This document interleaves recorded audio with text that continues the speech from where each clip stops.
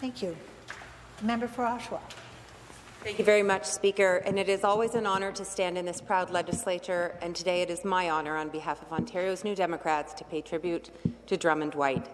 I am pleased to acknowledge Drummond's family and friends who are watching today's tributes from Whitby and beyond, Drummond's wife and partner of 50 years, Nora Love, children Amanda, Devon, and Lenore, and their spouses Brad, Ali, and Brandon, and beloved grandchildren Aria, Maisie, Ezra, Wilton, Ophelia, and Miles. Drummond's sister, Rosemary Johnson, nieces Kate, Allison, and Emily, and extended family and friends are also watching. And we would like to welcome Drummond's daughter, Lenore White, to the legislature today, and David Warner, the 35th Speaker. When we pay tribute to former MPPs, it is a special chance to share the life and legacy of someone who worked to shape the world we live in. And in Drummond White's case, the legacy of someone who was inspired by the world around him and an inspiration to those he met along the way. And for anyone who met Drummond, they knew that he would listen with conviction and laugh with wild abandon, and we will miss that laugh. Henry Perrin Drummond White was born in Toronto, March 19, 1951. As a child, he was bright, independent, and a voracious reader and critical thinker. He was philosophically a social democrat from a very young age, and that never wavered. Drummond came from a very conservative family. In fact, two of his first cousins are Perrin Beattie, the former MP and cabinet minister, and George Beattie, currently an Ontario judge and former Conservative MPP. While respectful of his family's background, Drummond never shied from making his own way and daring to march to a different drum. As a teenager at Oshawa's O'Neill Collegiate in the 60s, he invited Ed Broadbent to speak to the entire school assembly, which was quite bold in that community at that time, as his wife Nora recalled to me. Nora also shared that Drummond and she met in 1969 on day one at the University of Toronto. They were both studying English literature, philosophy, psychology, and they were, as she describes, somewhat hippie-ish, enjoying the music and counterculture of the times. She was sure Drummond had a book in his hand when they met, probably Leonard Cohen poetry or maybe a political manifesto. They got married in 1972, settled in Whitby in 81, and recently celebrated their 50th anniversary in September of 2022, with their beloved family of 3 kids and now 6 active grandchildren. Drummond's commitment to social justice and social democracy was lifelong, not just during his time in the legislature or serving with the NDP. Wherever they lived, Drummond would get involved in the local NDP riding associations and volunteer on campaigns. He always wanted to get the message out there, regardless of the outcome. Although his parents might have liked him to pursue law, Drummond chose social work as his career. Social Democrat values are consistent with those of social work and also with Unitarian principles, and Drummond was a chaplain for years at the Unitarian Universalist Congregation of Durham and was very involved within that community. As a social worker, Drummond worked with vulnerable individuals in child protection and counselling services, both on the job and in his free time. He was an active advocate for people across the community and province. He worked on welfare reforms and child poverty issues, volunteered with immigrant support groups, and stood up for the environmental protection, long-term care, LGBTQ rights, and issues of equity and fairness across communities. Drummond was very involved in professional social work organizations, as we've heard, and in 2005 was awarded the Canadian Association of Social Workers Distinguished Service Award. Drummond would show up, stand up, and speak up on social justice causes all his life. Drummond's family remembers a lifetime of attending vigils and demonstrations over the years. His kids would no doubt remember joining picket lines and events like Save Our Shores in Whitby, Eaton's workers' strikes, plenty of others, and not to mention lots and lots of neighbourhood walks handing out leaflets.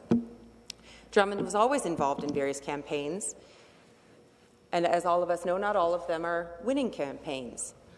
And in 1990, Drummond ran for the NDP.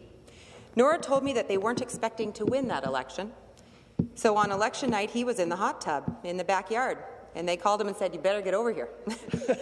And he was thinking, why? What's the rush? So they told him, "It looks like you won, and Al Furlong is on the way to congratulate you." So he had to get out of the hot tub, dry off, and get to his victory party. I hadn't heard that story before preparing for this tribute, and I don't know whether Nora is happy that I'm sharing it, but I'm sharing it. In 1990, ridings that weren't typically orange went orange in a wave. Drummond White ably represented the area of Whitby and part of Oshawa as the NDP MPP for Durham Centre from 1990 to 1995. He continued to be locally committed and involved in the Ontario NDP, and in 2017 was proud to be honoured with a lifetime membership. Drummond was a strong political force locally and was an active parliamentary assistant to the Minister of Municipal Affairs, serving this House until 1995. Although he always followed politics and current events, Drummond had many more interests that informed his beliefs and his values. He loved the arts, literature, music, travel, physical adventure, and family. I did not meet Drummond through politics. I met him through local theatre, and no one would be surprised that Drummond and I both have occasionally tended towards the dramatic. In fact, the last time I saw Drummond was on a visit to Stratford when we ran into Drummond and Nora. We were at a play and all had the chance for a quick visit at intermission. Many folks know well that Drummond and Nora were members at Stratford, and each season, the minute anyone could get tickets, Drummond was figuring out the schedules and getting tickets for the whole season, the whole entire season, and all the plays every season. And for Drummond, theatre and arts were a family affair. His children grew up being taken to theatre and live events, folk festivals, concerts, science centres, and museums.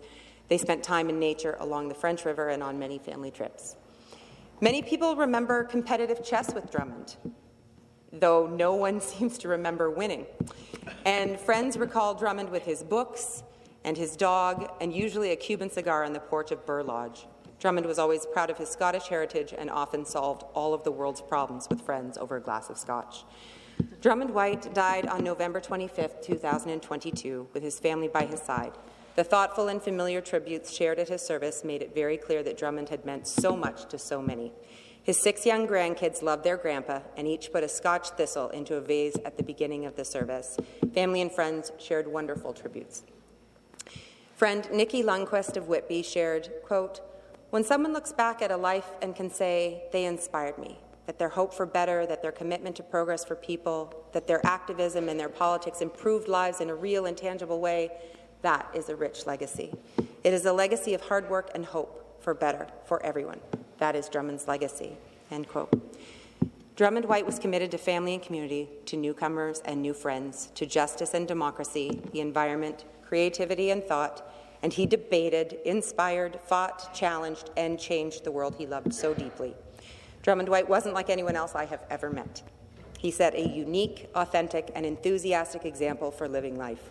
It was always clear he loved the journey and he loved his family. This legislature and the province of Ontario are grateful to Drummond's family for sharing him with us. Over Drummond and Nora's kitchen table is a picture of Tommy Douglas, and on their wall is a Leonard Cohen print. It was Leonard Cohen who said, "There is a crack in everything, that's how the light gets in." But it was Drummond White who shone a brilliant and true light and reflected any ray of light he came across to make the world so much brighter. Thank you, Drummond. You will be missed.